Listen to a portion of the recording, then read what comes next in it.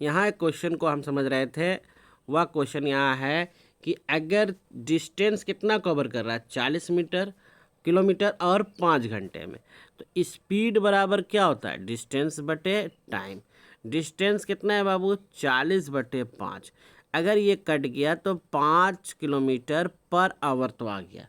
चलो ये बात समझ में आ गया कि चाल जो है वो कितना आ रहा है, वो टोटल आ रहा है 8 किलोमीटर पर घंटा। अब इसी चीज़ को हम समझते हैं, ठीक है, कि अगर हमें इसे बदलना हो मीटर पर सेकंड में तो मुझे क्या करना होगा। आप जानते हैं कि 1 किलोमीटर बराबर होता है 1000 मीटर, और 1 घंटे बराबर होता है 60 मिनट, और 1 मिनट बराबर होता है आपका 60 सेकेंड। अगर इसको सॉल्व करिएगा तो यहाँ पर अगर आप देखिए, पहले किलोमीटर है तो 1000 हो गया, पहले समझिएगा, और ये हो गया 60 × 60। ये जीरो से एक जीरो कट गया, एक जीरो से ये जीरो कट गया, 2 से ये काटिएगा 5 बार में, 2 से काटे ये 3 बार में। रिजल्ट क्या आया 5/18 तो आ गया। अब समझ में ये आया कि किलोमीटर पर आवर को अगर मीटर पर सेकंड में बदलना होगा तो 5/18 से गुना करना होगा। समझिएगा यहाँ बेसिक चीज़ कि अगर किलोमीटर पर आवर को आपको बदलना है मीटर पर सेकंड में तो कुछ नहीं कीजिएगा, 5/18 से गुना कर दीजिएगा। आपका जो भी रिजल्ट यहाँ किलोमीटर में दिया, मान लो x, तो वो बदल जाएगा आपको मीटर पर सेकंड में। और यही चीज़ अगर छोटी यूनिट है मीटर पर सेकंड में और आपको कन्वर्ट करना है किलोमीटर पर आवर में, तब आप क्या करोगे, वो x को 18/5 से गुना कर दो तो वो किलोमीटर पर आवर बन जाएगा। तो ये हो गया आपका सबसे बड़ी बात। दूसरा अगर हम आपको देखेंगे तो यहाँ पर अभी आपका न्यूमेरिकल और है, उन सभी न्यूमेरिकल को देखेंगे इस वीडियो में। साथ ही साथ देखिए यहाँ कुछ क्वेश्चन बेसिक चीज़ों को भी देखेंगे। वेग, वेग किसको कहते हैं। वेग सुनने में अच्छा लग रहा है, वेग को इंग्लिश में वेलोसिटी कहते हैं।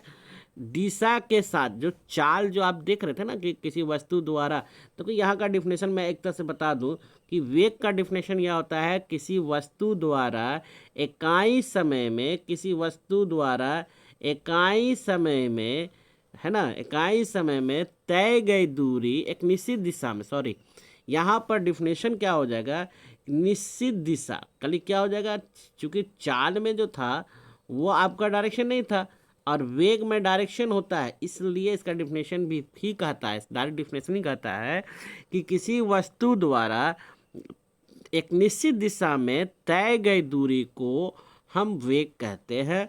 अब वेग बराबर वहाँ देखिए, सुनिएगा ध्यान से, याद रखिएगा, गति बराबर होता था आपको, गति यानी कि चाल बराबर जो होता था वो होता है दूरी बटे समय। वो क्या होता है, दूरी बटे समय। लेकिन यहाँ पर ऐसा नहीं है, यहाँ पर आएगा आपका क्या आएगा, वो आएगा वेग। अब वेग का जो डिफरेंस होगा, यहाँ डिस्टेंस के जगह पर यहाँ होगा विस्थापन यानी डिस्प्लेसमेंट। अब विस्थापन बटे समय आएगा। देखिए दोनों को फार्मूला में फ़र्क है। गति या चाल जिसको कहते हैं उसमें डिस्टेंस होता है वो बटे समय, और इसमें विस्थापन बटे समय, ठीक है। अब यहाँ पर से औसत वेग, एक एवरेज वेलोसिटी जिसको कहते हैं हम लोग औसत चाल या औसत वेग। देखिए औसत चाल क्या है, पहले इसको समझ लेते हैं। मान लीजिए कोई वस्तु जो है यहाँ से ए पॉइंट से बी तक, बी से सी, इस तरह से बढ़ने में, मान लीजिए कोई वस्तु 5 मीटर चलने में 2 सेकंड लगा, फिर 5 मीटर चलने में फिर 2 सेकंड, 5 मीटर फिर चलने में 2 सेकंड। तो वैसे में हम क्या करेंगे, टोटल एवरेज निकाल देंगे, और एवरेज स्पीड बराबर होगा टोटल डिस्टेंस बटे, जैसे 5 ले लिया, टोटल डिस्टेंस बटे टोटल टाइम। अगर इसको जोड़ के भाग देंगे तो एवरेज निकल जाएगा। उसी तरह से औसत वेग में क्या होता है कि कुल विस्थापन बटे कुल समय। लेकिन एक बात याद रखिएगा, इसकी हमेशा जो गणना किया जाता है एवरेज वेलोसिटी का, वह होता है प्रारंभिक वेग प्लस अंतिम वेग बटे 2। याद रखिएगा, इसकी गणना इस तरह किया जाता है। कैसे किया जाता है? वेग में प्रारंभिक वेग प्लस अंतिम वेग बटे 2 से भागा दीजिएगा तो आपका औसत वेग निकल जाएगा, जो कि यहाँ देखिए औसत वेग। ठीक है, उसके बाद आगे आप देखिएगा, इसमें जो है उसे हम लोग देखेंगे। यहाँ पर आप वेग कर आप जानते हैं अच्छी तरह से। यहाँ एक क्वेश्चन है, क्या क्वेश्चन है उसको देखिए। यदि कोई मोटर कार 20 किलोमीटर की दूरी 1 घंटे पहले, 40 किलोमीटर दूसरे 1 घंटे में, अंत में 30 किलोमीटर दूरी 1 घंटे में पूरा कर रहा है, तो अब इसको देखिएगा कुल दूरी कितना कितना है, पहले इसको समझते हैं। तो वो दूरी है 20 किलोमीटर, 40 किलोमीटर और 30 किलोमीटर। तो इसको हम लोग ऐसे जोड़ते हैं 20 प्लस 30 प्लस 40। क्यों जोड़ रहे हैं? क्योंकि औसत चाल ज्ञात करना। देखिए और समय कितना दिया? 1 घंटा, 1 घंटा, 1 घंटा, 1 घंटा, 1 घंटा। अब इसको सॉल्व किए, 30 और 40 कितना हो? 70, 70 प्लस 20 कितना हो गया? 90, 90 बटे 30 और 30 से इसको काट दीजिए तो 30 मीटर पर सेकंड इसका आंसर। 30 मीटर नहीं, 30 किलोमीटर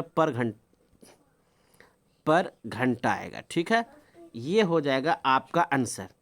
उसके बाद अगर आप चलेंगे तो देखिए त्वरण क्या होता है? वेग में परिवर्तन की दर को त्वरण कहते हैं। यहाँ के बाद एक न्यूमेरिकल आप जो फार्मूला इसमें पढ़ेंगे उन सभी को हम पहले आपको बता दें। देखिए यहाँ न्यूमेरिकल के साथ चल रहा है इस बिट में। जैसे आपको पढ़ना है v बराबर u प्लस ए टी, एक फार्मूला होता है। दूसरा होता है v square minus u square equal to 2as होता है। तीसरा अगर आप बात करें तो s बराबर ut plus half a t square formula होता है। ये तीन जो है गति का बेसिक फार्मूला है, जिसको ग्राफ विधि से प्रूफ भी किए होंगे आप। तो चलिए मैं इस वीडियो में आगे बताता हूँ, चूँकि न्यूमेरिकल मुझे बताना है। तो इसमें सबसे याद रखिएगा u जो होता है वो प्रारंभिक वस्तु, यानी कोई वस्तु चलना शुरू करता है तब। इसको हम आगे बढ़ते हैं। यहाँ पर एक क्वेश्चन, एक मोटर गाड़ी 60 किलोमीटर घंटा से 60 किलोमीटर घंटा। अब देखिए यहाँ क्वेश्चन बहुत अच्छा है। यह बोल रहा है मोटर गाड़ी जो है 40 किलोमीटर घंटा, यानी कि इसकी इनिशियल वेलोसिटी हो गया 40 किलोमीटर पर घंटा। अब इस उसके बाद बोल रहा है से 60 किलोमीटर घंटा हो जाता है, यानी इसकी अंतिम वेग है। अब 5 सेकंड बोल दिया है, तो इस कारण से 40 किलोमीटर पर आवर को मीटर पर सेकंड में आप इसको पहले बदलिए। जैसे बदलिएगा तो 5/18 आएगा, तो गुना कर लीजिए, इसको मीटर पर सेकंड आएगा। अब इसको आप सॉल्यूशन कर लीजिए, तो ये सॉल्यूशन करने के बाद 16.666 मीटर पर सेकंड आएगा, जो कि इनिशियल होगा। उसी तरह से फाइनल अगर आप निकालोगे, फाइनल बराबर क्या है? कितना? 60 किलोमीटर पर आवर। तो अभी इसको 60 को क्या करेंगे? 5/18 से गुना करेंगे और उसके सॉल्व करने के बाद जो आएगा उन दोनों को निकाल देंगे। जैसा कि आप यहाँ देख रहे हैं, त्वरण बराबर होता है v minus you by T. अब इसको सॉल्व कर लीजिएगा तो यहाँ पर आपका सॉल्यूशन दिया हुआ है। ठीक है, उसके बाद इसको ग्राफ विधि से भी हमें प्रूफ करना था। चलिए इसको ग्राफ विधि नेक्स्ट वीडियो में कभी प्रूफ कर दूंगा। और यहाँ पर मैं आपको कुछ और न्यूमेरिकल है जिसको आपको बनाना है। अगर ये बना लिए तो बहुत इम्पॉर्टेंट चीज़ आपने सीख के लिया। देखिए एक बहुत ही इम्पॉर्टेंट क्वेश्चन। ठीक है, ये क्वेश्चन क्या है? कोई रेलगाड़ी ब्रेक लगने के कारण 6 मीटर पर सेकंड से मंदन हो रहा है। देखिए वेग में परिवर्तन है। अगर आप गाड़ी से जा रहे हो, आप ब्रेक लग रहा है, तो गाड़ी की स्पीड में तो चेंज में कमी आएगा, वेग में परिवर्तन आएगा। तो वो माइनस में बता रहा है 6 मीटर पर सेकंड स्क्वायर होता है। और 2 सेकंड का टाइम नहीं लगाती है कि गाड़ी रुक जाती है। तो आपको बताना रेलगाड़ी ने कितनी दूरी चली है, यानी एस निकालना है। तो आपका यहाँ पर गाड़ी जब चल रही है तो अंतिम वेग कब होगा? 0 आएगा तो रेलगाड़ी रुक जाएगी। तो v बराबर आपने क्या पढ़ा? u प्लस ए टी पढ़ा है। अब v जो है अंतिम वेग वेलोसिटी आना चाहिए, u अपनी जगह पर, और ए टी का वैल्यू 6 × 12 यानी -12 मीटर पर सेकंड आ रहा है। और यू का आ जाएगा 12 मीटर पर सेकेंड सॉल्यूशन करने के बाद। उसके बाद आप इसको बढ़िएगा, देखिए 12 मीटर पर सेकंड आ गया है।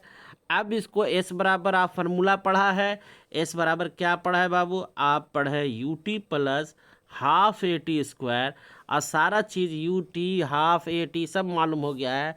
इसको पुट करो, इसका आंसर 12 मीटर डिस्टेंस कवर करेगा। इसको सॉल्यूशन करके देख लो। उसी तरह से और भी न्यूमेरिकल मैं किसी और भी बुक से, ये तो एनसीईआरटी बुक से थी, मैं और बुक से मैं आपको यहाँ प्रोवाइड कराऊंगा।